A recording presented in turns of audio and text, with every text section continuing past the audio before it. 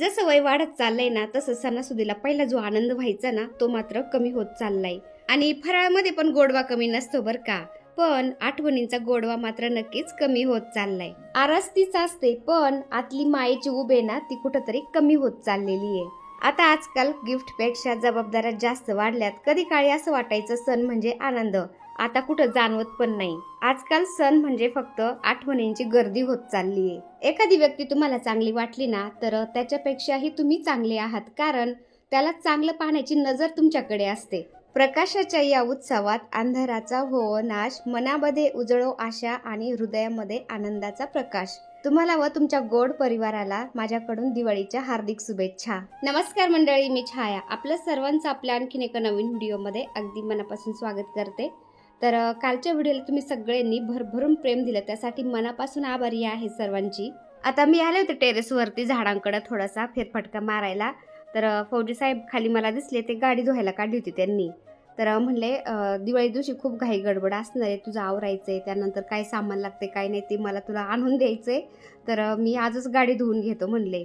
आणि हे पहा, आता आपल्या घराच्या उत्तर ईशान्य कोपऱ्यामध्ये मी पारिजाताचं झाड लावलेलं आहे ना, इतके फुलं येतात ना त्याला आता की सकाळचं उठलं की ते तेवढ्या कोपऱ्यामध्ये ना मस्त फुलांचा सडा पडलेला असतो।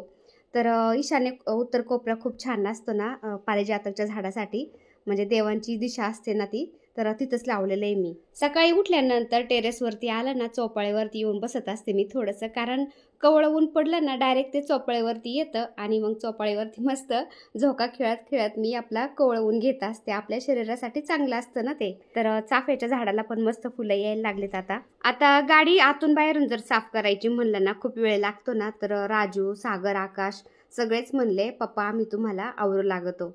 तर मग सगळ्याकडून सगळे धुरले होते गाडी साफ करायला, आणि मग ते मस्त बाहेरून आतून धुवून काढत होते, पुसून काढत होते। आणि सकाळी उठल्यानंतर फौजी साहेबांनी मला झाडू सडा रांगोळी काहीच नाही करून दिलं, म्हणले मला पोर्च धुवून काढायचंय, आणि सगळं धुवून काढलं त्यानंतर मग तू रांगोळी वगैरे काढ। तर त्यांना गाडी धुवायची होती ना, तिथं थोडंफार तिथं ओलं होणार होतं, राडा होणारच होता ना, त्यामुळे ते म्हणले मी धुवूनच काढतो आता, त्यामुळे तू काही सडा रांगोळी काहीच नको करत बसू। आणि मोठी गाडी धुवून झाल्यानंतर लगेच टू व्हीलर सगळ्यांनी काढल्या धुवायला। ते म्हणले पप्पांची मोठी गाडी धुवून झाली, मग आमच्या पण आम्ही धुवून काढतो आता। आणि घरातलं काम आवरायचं काम चालू होतं माझं, सगळं आवरलं, सगळ्यांची जेवणं झाले, त्यानंतर मग जनावरं पण चरायला आले होते।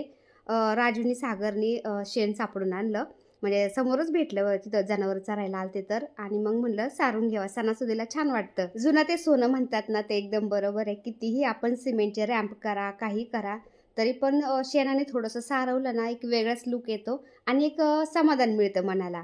आणि त्याच्यावर रांगोळी तर एवढी भारी दिसती ना, त्यामुळे जसं पावसाळा संपवतो थंडी चालू होती ना, मी असं सारून घ्यायला सुरुवात करत असते, कारण पाऊस येत नाही आणि मग 2-4 दिवस तरी ते सारून घेतलेलं एकदम छान राहतं। आणि जनावरं पण हिरवगार याच्यामुळे चरायला येतात ना, मग शेण मला आरामशीर मिळून जातं।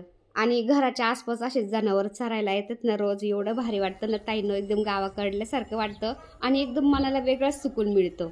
जनावरांच्या गळ्यामध्ये त्या घंट्या बांधलेल्या असतात ना, तर जनावरं जसे चालतात पुढं हळूहळू ना तसे ते घंट्या वाजतात आणि एकदम कानाला असा सुकून देणारा आवाज येतो। आणि हे पहा, राजू जवळच उभा राहिला होता, मी सारून घेत होते ना, मला पाणी शेण असं आणून देत होता तो। आणि सगळं सारून झाल्यानंतर कसले भारी वाटते तुम्ही बघू शकता। पहिल्या काळामध्ये घरदार शेणाने का सारायचे माहितीये का, तर असं म्हणतात शेणाने जर सारवलं ना आपलं घर अंगण तर इचुकाटा येत नाही आसपास, कारण शेणाचा वास त्यांना इचुकाट्याला अजिबात आवडत नाही ना, त्यामुळं असं सारून घ्यायचे असं मी ऐकलेलं आहे। आता सारून तर झालंय आणि दुपार झाली होती, म्हणलं आता संध्याकाळी 3-4 वाजताच मी मस्त रांगोळी काढन, कारण धनत्रयोदशी होती त्या दिवशी ना, तर धनत्रयोदशीच्या दिवशीचा हा व्हिडिओ वर का ताईंनो पुढे तर दाखवतेच मी तुम्हाला मी धनत्रयोदशी कशी साजरी केली होती, पूजा कशी केली होती, आणि जुन्या परंपरेनुसारच आम्ही सगळे सण साजरा करण्याचा प्रयत्न करत असतो। कारण आजकाल आहे ना धावपळीच्या जीवनामध्ये खूप बिझी झालेत सगळेच लोक, वेळात वेळ काढून आम्ही असं मस्त एकत्र साजरा करतो, कारण पुढल्या वर्षी मुलं पण बाहेर शिकायला जाणार आहेत। मग कसं आहे ना, एकत्र जेवढा आपण टाइम स्पेंड करू ना तेवढं आठवणी छान राहतात नाही का। तर मी तर हळदीचं लेपन करत होते, आता सगळं पोर्च वगैरे धुवून काढलं तर फौजी साहेबांनी सगळं सुकलं होतं, म्हणलं हळदीचं लेपन करते आणि रांगोळी पण काढून घेते। तर बऱ्याचशा ताई विचारत असतात की हळदीच्या लेपण्यामध्ये तू काय काय घालती, तर चला म्हणलं तुम्हाला दाखवते आज मी, रोज तर नाही दाखवत म्हणा. एका वाटीमध्ये मी हळद घेते, त्याच्यामध्ये गुलाब जेल, गोमूत्र आणि थोडंसं गंगाजल आणि बाकीचं मग आपलं साधं पाणी ना ते मिक्स करत असते. तर अशी पेस्ट बनवते आणि मस्त असं मी हळदीचं लेपन करत असते. आणि तीच हळद उरली ना थोडीशी, तर अंगणामध्ये पण एक दोन फरचीवर मी ते सारवते आणि त्याच्यावरती रांगोळी काढत असते. आता मी हमेशा हळदीचं लेपन करत असते ना, तर अधूनमधून बऱ्याचशा ताईंच्या कमेंट असतात की ताई तुम्ही हळदीचं लेपन का करता, त्याचं महत्त्व काय आहे. तर आज मी अगदी थोडक्यात तुम्हाला सांगण्याचा प्रयत्न करते. तर ताईंनो, हळदीमध्ये शुभ आणि शुद्धीकरण करणारे गुणधर्म असतात असं म्हणतात. यामुळे घरात सकारात्मक ऊर्जा टिकून राहते आणि नकारात्मक ऊर्जा दूर होते. लक्ष्मीचे आगमन होतं. उंबरठ्याला हळदीचे लेपन केल्याने घरात लक्ष्मीचा वास राहतो आणि धन समृद्धी वाढते असं सुद्धा म्हणतात. आपल्या घराचा उंबरठा हा राहू ग्रहाशी संबंधित असतो ना, त्यामुळे आपण जर हळदीचं लेपन केलं ना उंबरठ्यावर, तर आपली वास्तू आणि ग्रहदोष सुद्धा कमी झाले जातात असं पण म्हणतात बरं का. हळदीच्या लेपनामुळं आपल्या घराचं शुद्धीकरण तर होतच, पण आपल्या घराच्या शोभेमध्ये चार चांद लागतात बरं का. कारण अचानक कोणी असं पाहुणे रावळे आले आणि ते आपण हळदीचं लेपन केलेलं असलं, उंबरठा मस्त असा सुशोभित केलेला असला ना, ते पाहून एकदम असं चक्क होतात आणि खूप छान वाटतं त्यांना. असं त्यांचं मनही प्रसन्न होऊन जातं. अतिथी देवो भव म्हणतात ना, तर असं पाहुणे रावळे आनंदी होऊन आपल्या घरामध्ये आलं ना, किती छान वाटतं ना. आणि हळदीचं लेपन म्हणजे आपल्या घराला, घरातल्या परिवाराला सगळ्यांना प्रोटेक्शन करणारी एक रेखा पण मानल्या जातं. म्हणजे तर मला पण चांगलं आठवतंय, घरामध्ये कोणाची डिलिव्हरी झाली ना, चुलीतली राख घ्यायच्या बायका आणि संध्याकाळच्या वेळेस उंबरठ्यामध्ये अशी लाईन वडायच्या त्या राखीची, म्हणायच्या की बाहेरची काही अशुभ शक्ती असेल ना, ती आपल्या घरामध्ये प्रवेश करत नाही. तर माझी डिलिव्हरी झाली होती ना, माझी आजी होती त्यावेळेस मोठ्या मुलाच्या वेळेस, तर त्या पण असंच करायच्या बरं का. तर असंच आहे त्या हळदीचं लेपनाचं पण. आपण हळदीचं लेपन असं अधूनमधून का होईना करत जायचं. म्हणजे बरेच दिवस केलं नाही ना, 2-4 दिवस आपण एकदा केल्यावर तरी त्याचा असर आपल्या उंबरठ्याला राहतो बरं का. हे झालं धार्मिक कारण, पण वैज्ञानिक कारण पण याच्या पाठीमागं बरं का. तर हळद ही नैसर्गिक अँटीबॅक्टेरियल आणि अँटी फंगल पदार्थ असतो. त्यामुळे उंबरठ्यावरील सूक्ष्म जंतू आणि कीटक दूर होण्यास मदत होते असं पण म्हणतात बरं का. तर हे पण कारण आहे. तर मी तुम्हाला एकदम असं हळदीच्या लेपनाचं महत्त्व सांगण्याचा प्रयत्न केलाय. तर अशा गोष्टीला कोणी मानतं तर कोणी नाही मानत, कारण ज्याच्या त्याच्या श्रद्धेचा भाग असतो नाही का. जसं की बघा, आता जेव्हा देव होते तेव्हा राक्षस पण होतेच ना. मग जिथं पॉझिटिव्हिटी तिथं निगेटिव्हिटी ही असतेच. मग तेच गृहीत धरून आपण हे असं छोटं मोठं आपल्याला जे पटल ते करत राहायचं आपल्या घर परिवारासाठी. तर इथं आता संध्याकाळची वेळ झाली होती दिवाबत्तीची. मुलांनी आणि फौजी साहेबांनी धनत्रयोदशीच्या पूजेची सगळी तयारी करून ठेवली होती. मला फक्त मांडणी करायची होती. सगळ्यात आधी म्हणलं बाहेरचा दिवा लावून घ्यावा, त्यानंतर मग पूजेची मांडणी करावा. तर सागर मला दिवे लावू लागत होता आणि राजू तयार होऊन बसला होता. त्याला जायचं होतं बाळूमामांच्या दर्शनासाठी आदमापूरला. तर राजू आणि त्याचे 2 मित्र असे 3 जण जाणार होते. तू बॅग भरली का? राजू निघाय बरं का आदमापूरला बाळूमामाच्या दर्शनासाठी. राजू आणि त्याचे मित्र चालले, कंपनीचे जोडीदार गावाकडले सगळे चालले. व्यवस्थित जा, व्यवस्थित ये. आणि फौजी साहेबांनी दिवाळीला 4 दिवसाच्या 4 अशा साड्या आणल्यात ना मला. वसुवार्षीच्या दिवशी पण मी एक साडी घातली होती आणि धनत्रयोदशीच्या दिवशी पण एक साडी घातली होती. ही गडवाल साडी आहे. तर अशा काठापदराच्या साड्या मला पण खूप आवडतात, अशा मस्त चापून चोपून बसतात आणि फौजी साहेबांना पण खूप आवडतात. तर त्यांना एवढी भारी वाटली नाही साडी. म्हणले गडवाल साड्यांच्या मध्ये जेवढे कलर आहेत ना, माझ्यातर्फे दर महिन्यात तुला एक साडी गिफ्ट असणार असं म्हणले. तर एवढी साडी त्यांना आवडली आणि मलाही खूप आवडली, कारण आमच्या दोघांची पण चॉईस अशी ना, एकदम साधं सिंपल सोबरच आम्हाला आवडतं. एकदम असं कलरफुल अजिबात नाही आवडत. आणि धनतेरसची रांगोळी असं काढण्याचा प्रयत्न केला मी जरा, कारण गायत्री पद्म रांगोळी मी हमेशा काढत असते, ती तर एकदम छान दिसतीच, पण असं सणावाराची पण रांगोळी कधी मध्ये काढायला छान वाटतं. आणि आपण आपल्या घरादारात कितीही लाईटी लावल्या ना, तरी पण अंधारामध्ये आपण तेलाचा एक छोटासा दिवा लावला ना, तरी पण त्या गडद अंधारामध्ये त्या छोट्याशा दिव्याचा मंद प्रकाश पाहायला डोळ्याला किती छान वाटतं ना. कारण पोर्चमध्येच लाईटी खाली आपण दिवा लावला ना, तो एवढा भारी दिसणार नाही, पण आपण अंधारात जर दिवा लावला ना, तो एकदम छान दिसतो. जसं की बघा, आता प्रकाश तिथंच द्यायचा असतो जिथं अंधारा असतो. कारण भर दुपारी जर आपण दिवा लावला ना, त्याचं अस्तित्व संपून जातं. तो लावला काय नाही लावला काय त्याचं म्हणजे काहीच फरक पडत नाही. तसं आहे, अंधारामध्ये दिवा लावला ना किती छान दिसतो ना तो. आणि म्हणूनच दिवाळीला अंधारावर प्रकाशाचा विजय असं म्हणतात. तर बाहेर सगळे दिवे लावून झाले होते आणि राजू तयार होऊन बसलाच होता, कारण राजूचे मित्र येत होते त्याला घ्यायला. राजू चालला होता बाळूमामाच्या दर्शनासाठी आदमापूरला. आणि मुलं पण थोडेसे फटाकडे घेऊन बाहेर आले, कारण वसुबारसेपासून ते थोडे थोडे फटाकडे उडवतात. त्यांना असं छान वाटतं, अजून बाल पण आहे त्यांच्यामध्ये. मला त्याचं खूप छान वाटतं की ते पण असं सण एकदम छान म्हणजे लहान लेकरासारखं अजून पण साजरे करतात, नाही का. तर माझा मोठा मुलगा तर एवढा धार्मिक आहे, काय सांगायचं. त्याला असं अध्यात्म खूप आवडतं. जसा वर्षभर तिकडे चाललाय, बघितलं का. ए आमच्या पोराला सांभाळ बर का. मी त्याला पाकिस्तानच्या बॉर्डरवरून परत मागायला मी 6 वर्ष वैष्णोदेवी गेलेला माणूस आहे.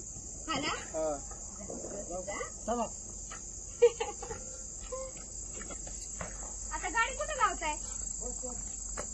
बस स्टँड कुठं? कोण येईल मग?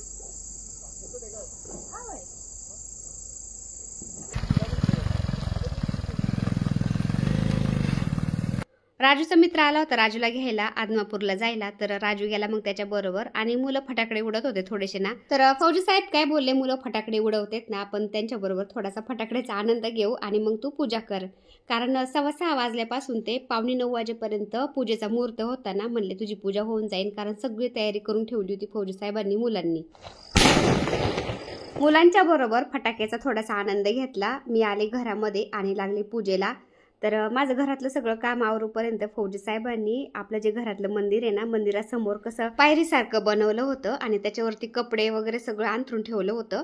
त्याच्यावरती मला फक्त पूजा मांडायची होती. तर धन्वंतरी देवांचा फोटो मांडला मी थोडेसे तांदूळावरती. त्यानंतर आपल्याला कोणत्या कोणत्या देवांना स्थान द्यायचं आहे ना, तर तिथं नागवेलीचे 2-2 पानांच्या जोडी ठेवल्या मी. त्याच्यावरती थोडे थोडे तांदूळ ठेवले आणि कलशासाठी पण मी अष्टदल कमल बनवत होते. तर धनत्रयोदशीच्या दिवशी आपल्याला गणपती बाप्पा, माता लक्ष्मी, भगवान विष्णू, कुबेर देवता आणि धन्वंतरी देवता यांची पूजा करायची असते. तर सगळ्यात आधी मी थोडेसे तांदूळ ठेवले आणि तांदळावरती हळदी कुंकू वाहिलं, दिवा लावून घेतला. खाली मी समय लावून घेतलेत, पण इथं थोडासा दिवा लावून घेतला मी. दिव्याची पण पूजा करायची असते आपल्याला, कारण अग्नीच्या साक्षीनेच आपल्याला पूजेची मांडणी करायची असते. त्यामुळं दिव्याला मी हळदी कुंकू, अक्षदा, फूल वाहिलं, नमस्कार केला. त्यानंतर मग गणपती बाप्पांना मी अभिषेक घातला आणि थोडक्यात सांगते, मी दाखवते तुम्हाला, कारण व्हिडिओ खूप मोठा होईल ना. तर गणपती बाप्पांना आपल्याला अभिषेक घालताना ओम गण गणपती नमः असं म्हणायचं, अभिषेक घालायचा.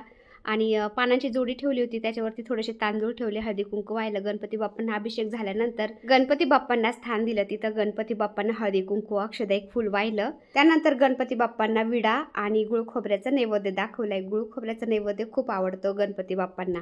गणपती बाप्पांना धूप दीप दाखवायचं. त्यानंतर मग बाकीची पूजेची मांडणी करायची.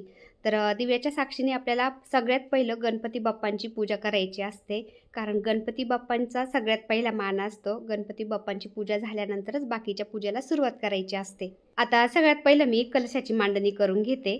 तर हा कलश आपण आपल्या कुलदेवीच्या स्वरूपामध्ये मांडत असतो. आपल्या मंदिरामध्ये अखंड कलश असतो बरं का, मंगल कलश कुलदेवीच्या स्वरूपामध्ये, पण तो आपला अखंड असतो, त्यामुळे तो तसाच ठेवायचा. आणि ह्या कलशाचं आपण विसर्जन करत असतो ना, त्यामुळे आपण दुसरा कलश मांडायचा असतो. तर कलश भरून घेतलाय मी. कलशाच्या कंठाला पण कलावा बांधलाय. कलशामध्ये 1 रुपयाचं नाणं, सुपारी, हळदी कुंकू, अक्षदा, एक फूल टाकलंय. आणि त्यानंतर कलशाच्या तोंडाला मी 5 नागवेलीचे पानं ठेवलेत आणि नारळ ठेवायचा. आणि अष्टदल कमल बनवून घेतले ना आपण तांदळाने, त्याच्यावरती कलशाला स्थान द्यायचं. कलशाला हळदी कुंकू, अक्षदा व्हायचे, एक फूल व्हायचं आणि मग बाकीची पूजा करते. तर भरपूर ताईंच्या कमेंट असतात की ताई पूजेची मांडणी आम्हाला सगळी व्यवस्थित दाखवत जा. तर ताईंनो, हा व्हिडिओ ना धनत्रयोदशीचा 1 दिवसांनी तुमच्यापर्यंत येतो की 2 दिवसांनी येतो माहीत नाही, कारण एडिटिंग होतच नाही, कारण सणासुदीचे कामं मला भरपूर असतात ना. तुमच्यापर्यंत हा व्हिडिओ लेट येतो, पण पुढल्या वर्षीसाठी तुम्हाला नक्कीच कामाला येईल. त्यामुळं मी पूर्ण डिटेलमध्ये तुम्हाला आता पूजेची मांडणी पण सांगते.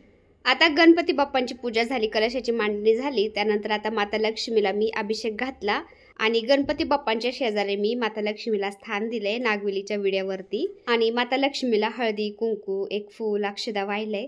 त्यानंतर माता लक्ष्मी शेजारी भगवान विष्णूंना पण स्थान देते, कारण जिथं भगवान विष्णू असतात तिथं माता लक्ष्मी असते आणि जिथं माता लक्ष्मी असते तिथं भगवान विष्णू पण असतात. तर त्यामुळं भगवान विष्णूंची पण पूजा करायची असते. तर सुपारीच्या स्वरूपामध्ये भगवान विष्णूंना पण मी अभिषेक घालून स्थान दिले. हळदी कुंकू, अक्षदा, फूल वाहिलंय. त्यानंतर आता भगवान विष्णूच्या शेजारी मी कुबेर देवतांना स्थान देते. कुबेर देवता हे धनाचे देवता आहेत ना, त्यामुळं कुबेर देवांच्या सुपारी खाली 1 रुपयाचं नाणं ठेवायचं. त्यानंतर सुपारीच्या स्वरूपामध्ये मी कुबेर देवतांना पण अभिषेक घातलाय आणि कुबेर देवतांना त्या 1 रुपयाच्या नाण्यावरती स्थान देऊन हळदी कुंकू अक्षदा फुल व्हायचे. आणि जे धन्वंतरी देवांचा फोटो मांडलाय ना मी, धन्वंतरी देवांच्या समोर मी नागवेलीचे 2 पानं ठेवलेत आणि सुपारीच्या स्वरूपामध्ये धन्वंतरी देवांना पण मी अभिषेक घालून तिथं स्थान देऊन हळदी कुंकू अक्षदा फुल वाहिलंय. त्यानंतर मग धूपदीप दाखवायचं, नमस्कार करायचा. तर एवढी पूजा महत्त्वाची असते. त्यानंतर आपण मग नैवेद्य, त्यानंतर धान्याने भरलेले कुंभ, पैसे, आपले दागिने काय असेल ते आपण मग ते नंतर ठेवायचं. आणि माता लक्ष्मी कुबेर पोटली असते ना, तर ती सुद्धा मी बनवत असते, ती पण मी ठेवते. त्याचं पण पूजन करणार आहे, तर पुढं ते पण मी दाखवते आता. आणि धनत्रयोदशी म्हणजे धनाची पण पूजा करायची असते ना, तर धनाची सुद्धा आपण हळदी कुंकू अक्षदा धने फूल वाहून पूजा करायची असते. आणि धन्वंतरी देवता हे आयुर्वेदाचे देवता आहेत ना, त्यामुळं सगळं हे आयुर्वेदिक आपण एका ताटलीमध्ये काढायचं. धने, कडुलिंबाचा पाला, तुळशीचे पान, त्यानंतर हळद, मोठी विलायची, छोटी विलायची, त्यानंतर गुलकंद, हे असं जे आपण आयुर्वेदामध्ये जे वापरतो ना काढ्यामध्ये याच्यामध्ये, तर ते असं एका ताटलीमध्ये काढून आपण ते सुद्धा पूजायचं असतं. त्यानंतर आता धान्याच्या राशीवर आपल्याला जे कुंभ भरतो ना आपण धान्यानी, ते पण ठेवायचे. तर एकदम साधी सोपी पूजा दाखवते मी तुम्हाला, अगदी नवीन मुलींनाही सहज जमून जाईल.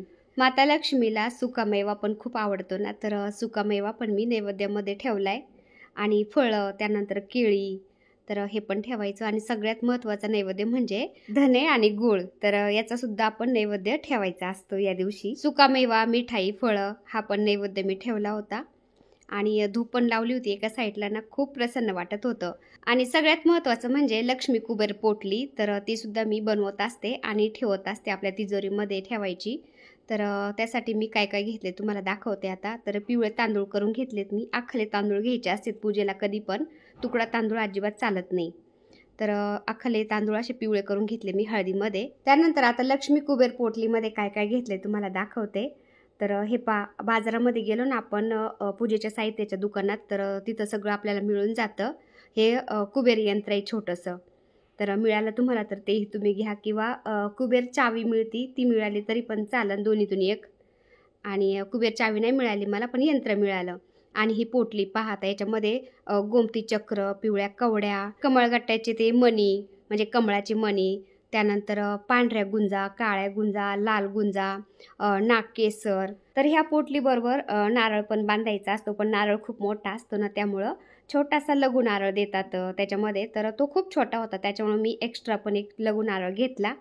तर कसं आहे ना, मोठा नारळ आपण घेतलं ना, त्याच्यातलं पाणी सुकून जातं, तो खराब होतो. त्यामुळं लघु नारळ असतो, तर तो देतात त्याच्यामध्ये. तर छोटासा होता त्याच्यामध्ये एकदम, त्याच्यामुळे मी एक्स्ट्रा घेतला. आणि पिवळी जी मोहरी असते ना, तर ती सुद्धा लक्ष्मीकारक असते बरं का. तर पिवळी मोहरी पण मला मिळाली, ती पण त्याच्यामध्ये थोडीशी घालायची असते. तर ती सुद्धा मी थोडी घेतली, पॅकेटमध्ये पण थोडी ठेवली म्हणजे किडे वगैरे लागणार नाही. आणि थोडी मोकळी पण त्याच्यामध्ये टाकली तांदळामध्ये. तर हे सगळं खराब होऊ नये यासाठी आपण भीमसेनी कापूर त्याच्यामध्ये टाकायचा असतो, म्हणजे अजिबात किडा लागत नाही वर्षभर या पोटलीला बरं का. मी तुम्हाला नंतर दाखवतेच आता. तर दालचिनी सुद्धा लक्ष्मीकारक असते, हळकुंड, काळी विलायची म्हणजे मोठी विलायची असते ना ती, त्यानंतर हिरवी विलायची. तर हे खडे मसाले असतात ना, हे ग्रहदोष कमी करतात ना, त्यामुळं ते सुद्धा त्याच्यामध्ये घालायचे असतात. आणि भीमसेनी कापूर पण घेतलाय तुम्ही बघू शकता. तर भीमसेनी कापूर पण लक्ष्मीकारक आहे. आणि कापराने आपल्या पोटलीला किडे पण लागत नाही, त्यामुळं पण त्याच्यामध्ये कापूर घालायचा असतो. तर तुम्हाला साधा कापूर मिळाला तरी पण तुम्ही घेऊ शकता. आणि थोडेसे पैसे पण ठेवायचे त्याच्यामध्ये, म्हणजे नाण्यांच्या स्वरूपामध्ये, नाण्यांना जास्त महत्त्व असतं ना. तर लक्ष्मीचा जो कॉईन आहे ना माझ्याकडं, तो पण त्याच्यामध्ये मी ठेवत असते लक्ष्मी कुबेर पोटलीमध्ये. तर तुम्ही बघू शकता त्याच्यावरती गजांत लक्ष्मीचं चिन्ह आहे, त्याच्या पाठीमागं श्री असं चिन्ह आहे. तर हा चांदीचा शिक्का आहे माझ्याकडं, तर तो सुद्धा मी त्याच्यामध्ये ठेवत असते. तर एवढी आपल्याला लक्ष्मी कुबेर पोटली बनवायची असते. तर ही लक्ष्मी कुबेर पोटली तुम्ही धनत्रयोदशीच्या दिवशी पण बनवू शकता किंवा दिवाळीच्या दिवशी पण बनवू शकता बरं का. तर धनत्रयोदशीच्या दिवशी बनवली ना तुम्ही, दिवाळीच्या पूजेमध्ये सुद्धा ती पूजायची असते. आणि त्यानंतर मग दिवाळीची पूजा झाली ना, त्याच्या दुसऱ्या दिवशी लाल कपड्यामध्ये बांधून आपण आपल्या तिजोरीमध्ये ठेवायचे असते, जिथं आपण दागिने पैसे ठेवतो तिथं. तर असं तुम्ही कोणत्याही दिवशी, धनत्रयोदशीच्या दिवशी किंवा दिवाळीच्या दिवशी बनवू शकता. तर मी धनत्रयोदशीच्या दिवशीच बनवली. आता मी दिवाळीच्या पूजेमध्ये पण ती पूजणार आणि त्यानंतर मग तिजोरीमध्ये ठेवून देणार. आता वसुबारशीच्या दिवशी आपल्याला 12 दिवे लावायचे असतात आणि धनत्रयोदशीच्या दिवशी 13 दिवे लावायचे असतात. तर इथं मी आता जे मातीचे दिवे असतात ना, त्याचं जास्त महत्त्व असतं ना या दिवशी, तर मग 13 दिवे लावून घेते आता. आणि जे छोटाले बोळके आणि छोटाले दिवे आणलेले आहेत ना मी, तर ते सुद्धा मी अशा प्रकारे लावते आता. तर देवांचं मला जेवढा साज-शृंगार, जेवढी पूजा सजवता येईल ना, तेवढं मी करण्याचा प्रयत्न करत असते. सगळ्यात शेवटी राहिली होती रांगोळी. तर कुठलीही पूजा करायची म्हटलं ना, रांगोळीशिवाय पूजा अपूर्णच वाटती. तर त्यामुळं मी अशी पूजा झाल्यानंतर रांगोळी पण काढून घेते. तर रूममध्ये मी जाऊन रेकॉर्डिंग करते. थोडासा आवाज बदगा येत असेल, कारण आसपास आहे ना छोटाले मुलं येतात खेळायला आणि ते फटाके वाजवतात. तर धनत्रयोदशीच्या दिवशी मी अशी पूजेची मांडणी केली होती. फौजी साहेबांनी मला सगळं हे असं सगळी तयारी करून दिली होती आणि पूजेची मांडणी अशी कर तशी कर. तर त्यांनी पण मला थोडीफार आयडिया दिली होती, कारण मी पूजा करत असते ना, ते पण आसपास असतात, तर ते सुद्धा पाहतात ना, तर त्यांना सुद्धा थोडीफार अशी आयडिया येते ना, तर ते मला असं सांगत असतात. तर कसं आहे ना, वाण नाही तर गुण लागतो असं म्हणतात ना, तर ते बरोबर आहे. आपल्याबरोबर आपल्या घरात त्यांना सुद्धा थोडेफार आपले गुण लागतातच. आणि मी पूजेची मांडणी करत होते ना, मुलं माझ्या हाताखाली पटापट मला सगळं देत होते. तर मी अशी पूजेची मांडणी केली. तुम्हाला मी आता दाखवते सगळी.